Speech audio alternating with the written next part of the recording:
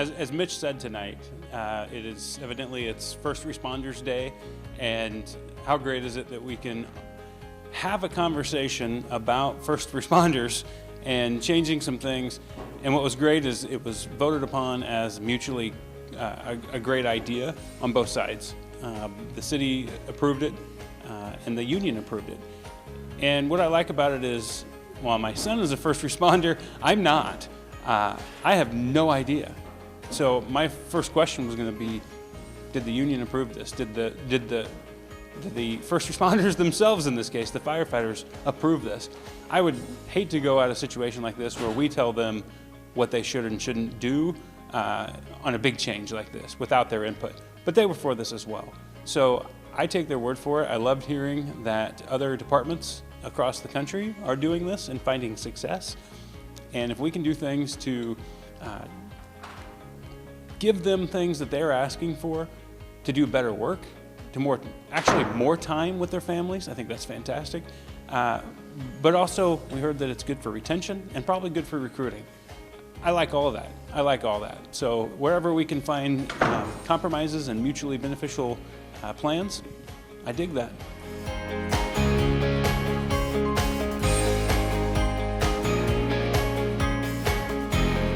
As a golfer, I'm always interested to hear what those changes and upgrades have been. I don't golf at Jackrabbit all that much, maybe once or twice a year, but just from that perspective, I've seen the growth, I've seen the improvement, and I appreciate the things they've done. I know they host high school tournaments there.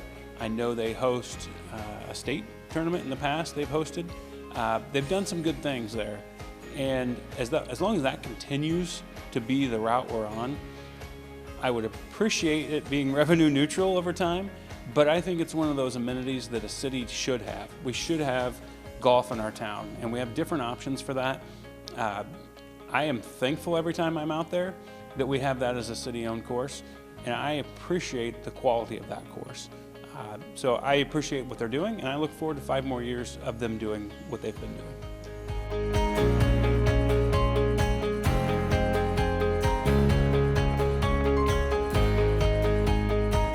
You know, it was disappointing to hear that we aren't coming in as pie in the sky maybe as they sold themselves, but it's understandable. They saw some things come at them and had to scramble and make some changes, and I appreciate that they did it well, and they didn't stop operations and say, oh, woe is us, we can't do anything until we fix this.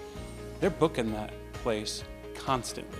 I am so excited about the frequency, the variety, and the number of shows we're going to have out there and different events for so many different crowds. He mentioned some things coming tonight that I hadn't heard yet, but you're talking about not just a country concert or a Christmas concert or the Globetrotters. You're talking about professional sports, one-off shows in sports, and potentially a local team with the hockey if that comes. You're talking about motorsports events in there. This is not the same crowd that's going to be tapped every week to come and fill those seats. It's a different variety all the time. I'm really impressed with what we're seeing there from that crew. I look forward to them closing the gap and not asking for more subsidies over the next few years. And as we said tonight, we want to hear quarterly updates to see how that's going. I don't want to hear a year from now that something happened back in March. We want to hear that in March and share some of that excitement. Some of the shows, this community is going to be excited, and they're going to have to get their tickets early before people from out of town get.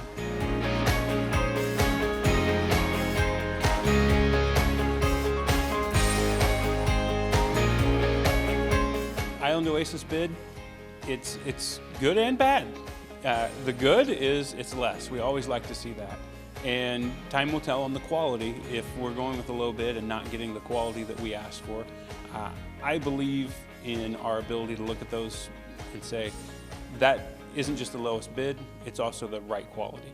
The downside is it won't all be done next year, as we had talked about during the budgeting process.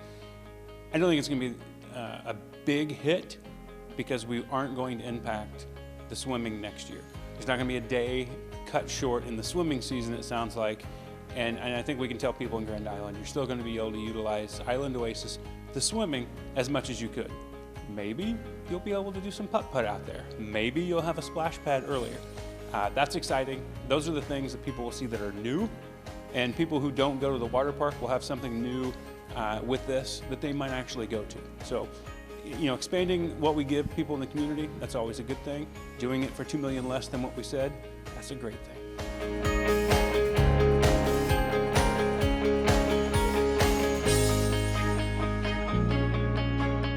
I'm glad that we're getting an election between now and the time that takes place. For example, I will be up for re-election and have my constituents say, you're doing a good enough job, not only to stick around, but to get this raise. No one wants to vote for your own raise. I like that there's an election between now and when it can take effect, as it's a law, and it should be. But I do think I've talked to some of the council members that have been here longer than I have, who've served multiple terms, and it's probably time. When people in the community who are interested in running ask me, is it worth the money? You're not getting paid a lot for this. But my version of a lot and somebody else's version of a lot aren't the same. What I will say is, if you broke it down by the hour of the amount of time and effort you put into it, you're not getting paid minimum wage for this. You are having to be wanting to be here. You have to want to do something for your community. But we have to offer something. We have to offer something for that time. I believe everybody's time is valuable, and I think Chuck said it tonight, we're not going to get the best people unless we compensate them. I also think my constituents can say to me, hey, it's your accountability.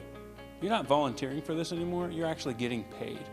And I've been told that, hey, you're not sitting up there just to say yes or no, you're getting paid to sit up there and say yes or no. It's an accountability, and the more we are compensating these council members, the more accountability there is back to the taxpayers who are paying for that. So it's probably long overdue. It's not going to impact my life all that much, but it might impact somebody who's going to decide whether or not to run, and we need more people to run.